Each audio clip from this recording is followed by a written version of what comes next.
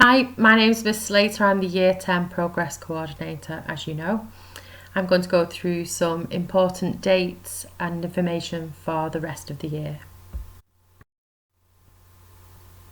I'd like to start by thanking all of you for your continued support over these last 18 months.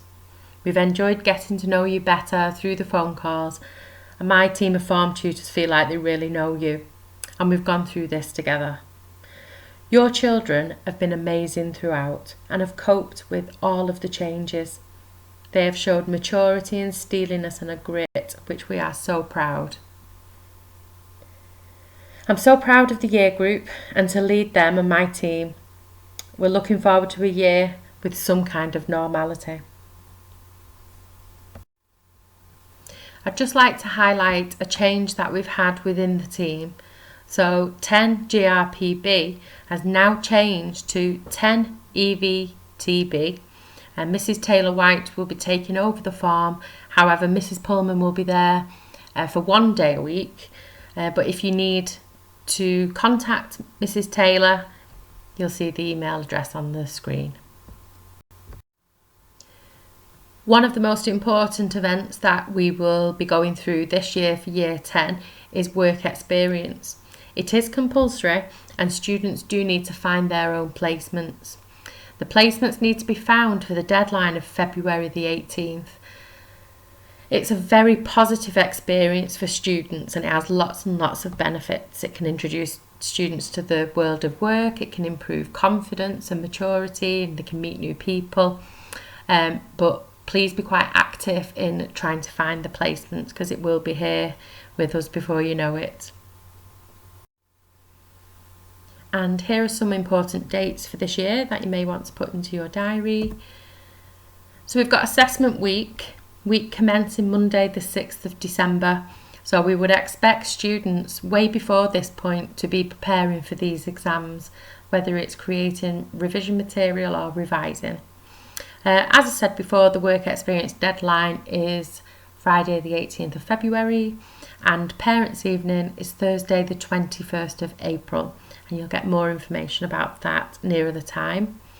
The second assessment week is Monday the 16th of May. Yet again, we'd expect revision to be done way before the exam week. Work experience, Monday the 23rd of May to Friday the 27th of May. And the applications for the junior leadership team will be June, July. So students need to think about how they are going to put things together to show that they're ready for the junior leadership team. We have lots of students that will be perfect for that.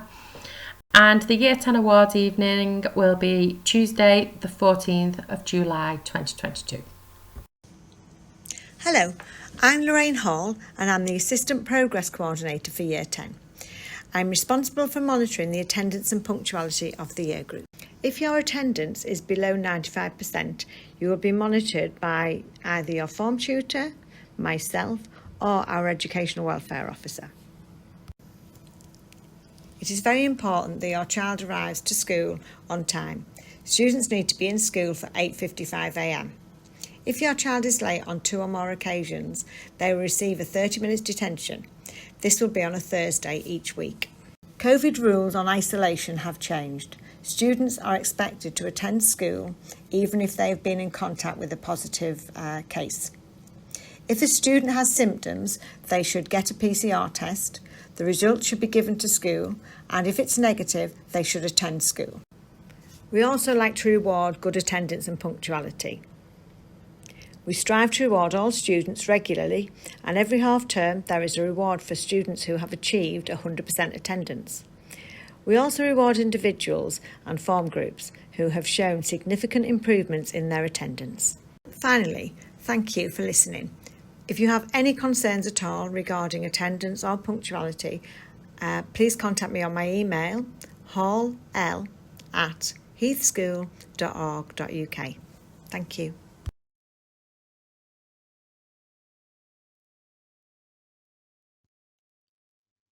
Hi, I'm Miss Roberts and I'm the head of Key Stage for Year 10 English, and I work with Mrs. Spencer, who's head of faculty in the English department.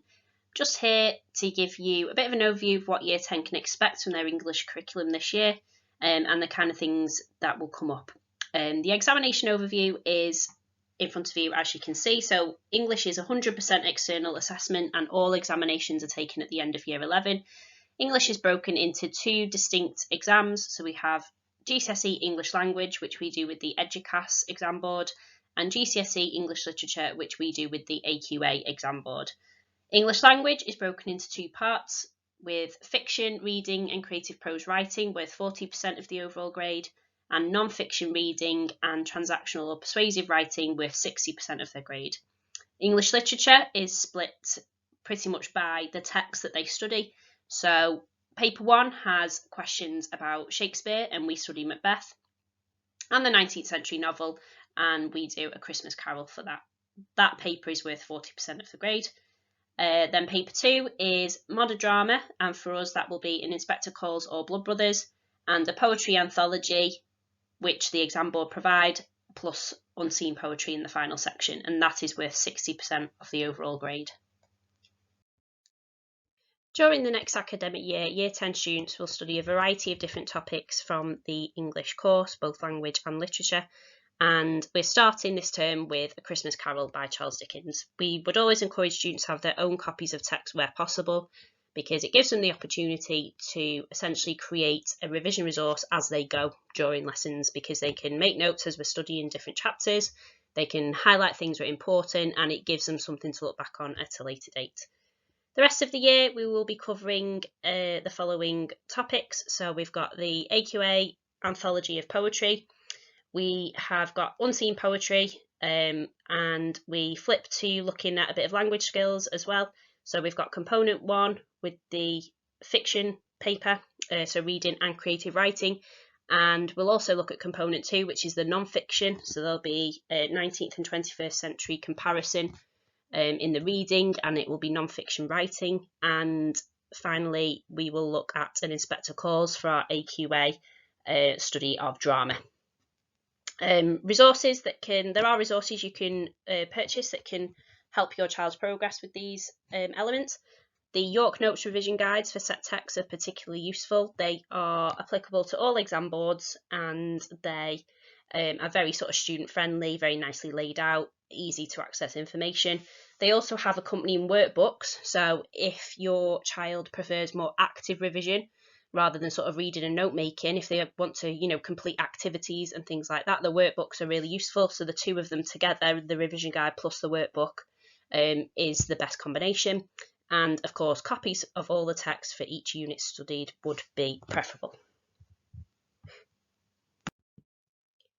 Students will receive substantial homework each week from their class teacher that is focused on embedding skills developed in class and preparing for future exam units.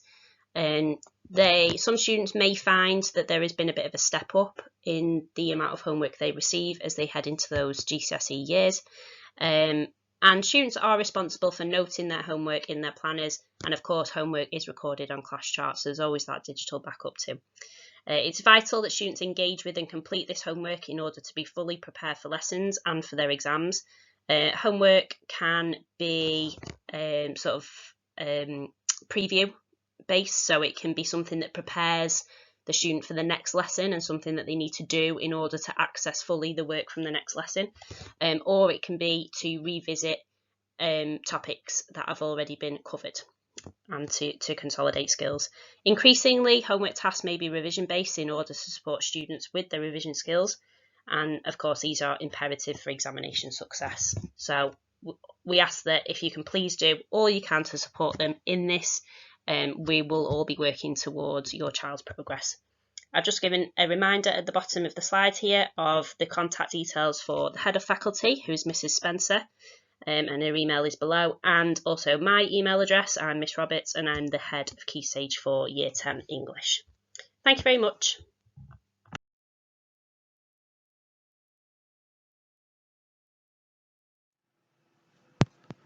Hello, my name is Mr. Riley and I'm the Head of Science.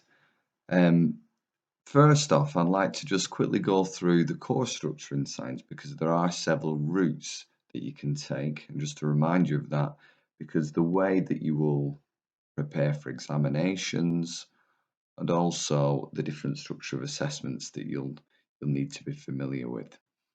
So first of all, we've got the separate science route, where you've got separate grades for chemistry, physics, and biology. And the key thing to realise for that is that you are preparing for 1 hour and 45-minute examinations. So you'll have 6 of those at the end of year 11, 2 each for each of the disciplines. And you'll get a separate grade for each of those. So your grade for chemistry won't influence your grade for physics. If you are doing the combined science route, it's also known as the trilogy route, because there is another synergy route which we don't deliver. Ours is the trilogy route. Then you will still take examinations in physics, chemistry, and biology, but they will all contribute to a dual award grade. You see some of those examples on the right there. And it means that it's worth 2 GCSEs. Because it's a combined route, how well you do in physics will influence your overall grade. So inevitably you will have some stronger subjects, some weaker subjects, but it's important that you focus on all of them because they all contribute to an overall grade. Obviously, for many of you you've got courses that you want to do at college and they've got their entry requirements. This dual award grade can contribute to 2 of those. So it can be very important for you getting to do the things that you want to do. Finally, we've got the entry level course route. You'll probably know it as the ELC. So if you've been studying that in year 9, you'll have been doing a lot of portfolio work. So you'll have had a folder of work together with some assessments that you'll be doing. It'll be good to know that at the end of year 10, you will already have a science qualification, and we'll do a presentation of that for you. So you'll be safe in the knowledge that you have a science qualification already. Now that has also prepared you to be able to do the foundation route GCSE level course. And that means that you are going to be taking some of the skills that you've been doing on the ELC route, and you're going to also have a go at the GCSE. So hopefully you'll end up with 2 science qualifications at the end of that. So I've just mentioned there the foundation route. There are 2 tiers to the science course, foundation and higher, and they have different examinations. And this means that you end up with different levels of grades being able to be awarded to you. So on the foundation route, you are able to get grades 1 to 5. So the maximum grade is a 5. And on the higher route, the grades available to you are grades 9 to 4. Now it's important to note that if you don't achieve a 4 on the higher tier route, then you will get a unclassified grade or a U. There are no grades 3 and below. So what are the differences between those? Now, there are minor differences in content. And what I mean by that, there will be some sections of the course, for example, in physics, you only study momentum in detail on the higher route. But the biggest difference is in the style of questioning. Whereas on the foundation route, you'll be asked to recall information more. And so for students who like to have the certainty in knowing that I'll probably be asked to remember certain parts of the course, certain bits of the content, and you'll be more familiar with the questions when you see them. Now on the higher papers, you're more likely to encounter questions which require to interpret information you've never seen before, maybe apply something that you know in a context, a scenario that you haven't seen before. Now, some students find that very, very challenging, or it makes them feel uncomfortable in that exam situation. And again, we will help you to make this decision about what the correct route is for you. But it's important that you understand these different routes do end up with different grades. Okay. So, what will be really important for you over this first term here as we gear up to preparing you for those terminal examinations at the end of year 11, which will come round soon enough, is that you will take assessments at set points. No matter if you're studying the different routes, so even if you studied ELC last year, or you're doing foundation or higher, or some classes will be studying chemistry in September and some classes may be studying physics. But you will all sit assessments on the same date. So that's something new for science this year. So on the 29th of September and the 9th of November, all classes in science will sit an assessment, even though they'll be different depending on the class that you're sitting. So to make this easy for you, the revision list for each of these assessments will be associated with your class, both on class charts and on Teams, and these will be available from the beginning of the term. And they'll cover all the things that you've studied in that 6-week block, so the units that you've studied there. But it's also important to note that it will include sections on prior topics. And this is gearing you up to the fact that when you sit your terminal examinations, you'll be asked about questions from all the units. And this is really encouraging you to build up those skills and revision techniques where you're constantly revisiting things that you've studied before. Now, the details of the series of lessons that you will study in this 6-week block are going to be available to you before you even study them. And so what that means is that you'll be able to catch up work if you're absent. We'll be looking, even though your teachers will aid you, we are looking for you to be proactive in this, and for you to take ownership of your studies. And it also means that you can preview topics using your revision guides. Maybe science is something that you find challenging, and just having a flick through your revision guide, simply reading through and having a look at some of the key words, some of the ideas that you come up across in the lessons that in that 6-week block, can mean that when you go into science lessons, you feel that much more confident, and that's something that we deeply encourage in you. So on to revision in science and the revision techniques. Now, your other teachers, and I believe Mr. Dance will also talk to you about revision techniques generally, but just to look at it specifically within science, there's a number of challenges. One, as we've already mentioned, you've got those 6 papers that you're going to be sitting. So there's a significant amount of content, and to remember, these revision guides that we recommend that you purchase, there's a lot of information in there. But it's not just about recall, you've got skills to learn and to practice there. So for example, you've got to be able to draw a line graph. You might have to be able to calculate the gradient from the line graph. You might have to describe the pattern in some results or do a calculation. It's not about remembering something, it's about practicing a skill. You're going to need to know the steps of that skill, and we're going to teach you those in the lessons, but you'll need to practice those at home as well. We mentioned before about the higher tier papers especially. There might be some knowledge that you've practiced remembering, but you might have to apply it in a different context. And again, this is a case of practicing these things. You need to start early to make this challenge more manageable. There's going to be revision sessions on weekly, which we will give details on through each of your classes. And if you start now, then the challenge seems more surmountable. You need to know that we've got different revision techniques as well for these different challenges. Something that you will have already probably encountered in science lessons is that we've looked at revision clocks as a way of helping you remember key ideas from each topic. And this is all about recalling content, and that's just one aspect of science.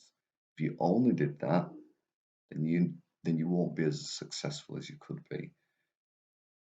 That needs to be reinforced with exam question practice, or possibly using the revision workbooks that accompany these revision guides, where you practice drawing a graph, or you practice doing a calculation, these skills that you've learnt in the lesson.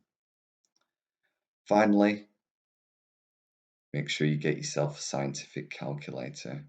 Maths is a big part of science. It can be up to 15% of the marks on a science paper awarded towards numeracy skills.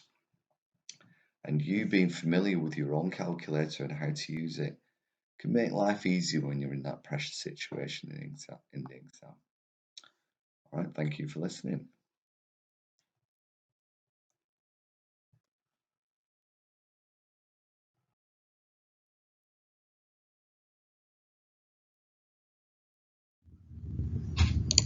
Hello and welcome to the Year 10 Maths Information presentation. A couple of key names for you.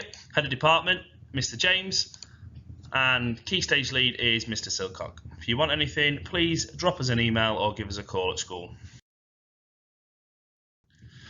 So, Year 10 will be covering the following topics during the first half term. I will talk about some websites that you can use to help you with them topics, and I will talk about how we're going to support the recalling of them topics and the long-term memory as we're going through. We're also going to be doing the Retrieve to Achieve, which will be spoken about across the whole school, but in maths we're going to look at certain topics which were taught during the lockdown or during the previous school year to help get them topics into that long-term memory. These will also feature on the homeworks, which I'm going to talk about in a second.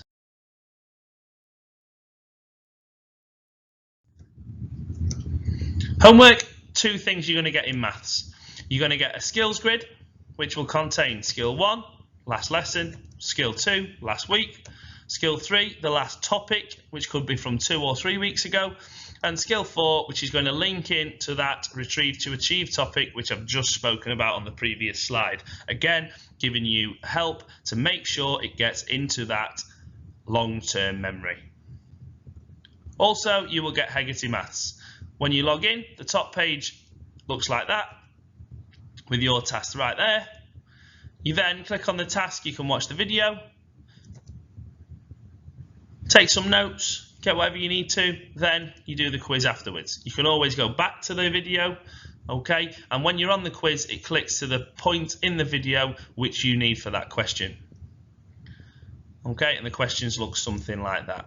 It will then give you instant feedback. You can ask your teacher a question, you can have another go at it, okay, lots and lots of things on there to help you, again, secure that memory. So the homeworks are going to be based on what you were taught 2 or 3 weeks ago, again, making sure we remember as much of the content as we can, ready for any exams. Useful website, really useful, Corbett Maths. Lots of topics, lots of stuff to help you. For each topic on there, you've got videos and worksheets. And if you look there, you can watch the video. There is practice questions, which are exam questions, and there is a textbook exercise, which is lots and lots of practice for that skill. Really, really useful. And if you're not sure on something, if you've watched the Hegarty video and you just need a bit more help, absolutely go on to Corbett Maths and use that.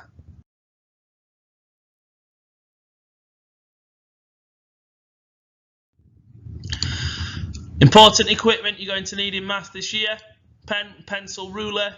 Get one of these. They are your best friend in maths. That's got a compass, a protractor, a ruler, a set square, everything you could need. Okay, and they're not expensive at all. Main thing I need to talk about, calculator. You absolutely need a calculator. 2 of the exam papers that you do in maths are calculator papers. So that is over 60% of the content you need a calculator for. It is essential. Okay. At the Heath, we use the Casio calculators, which I believe are on offer at Tesco now. If you've got a club card, it's only £10. But if you're not sure which one it is, always get in touch with your teacher, Mr. James or Mr. Silcock, and we can point you in the right direction. Thank you for listening. And like I say, if you've got any questions about the maths department, please do get in touch.